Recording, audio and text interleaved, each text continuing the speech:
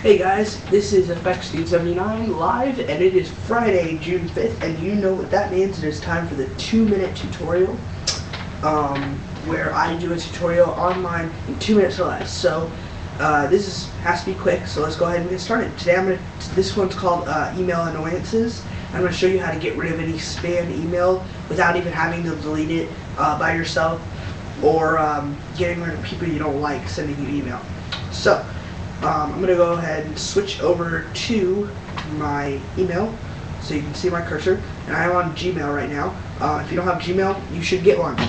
If you don't want to switch your email or anything, you can get a Gmail, and then on your forwarding, in your old email, should be on settings. This is where it is on Gmail. You can forward a copy to your new email and you'll pick it up all on your Gmail.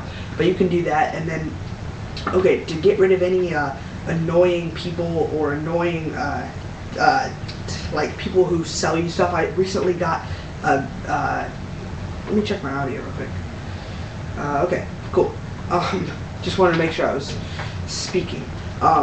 Any people that I recently got an email from Disney Cruises, and I don't know how the heck they got my email, but let's go ahead and click create a new folder, and you can type in from, subjects, anything. You can type in has words, and I usually use buy, sell,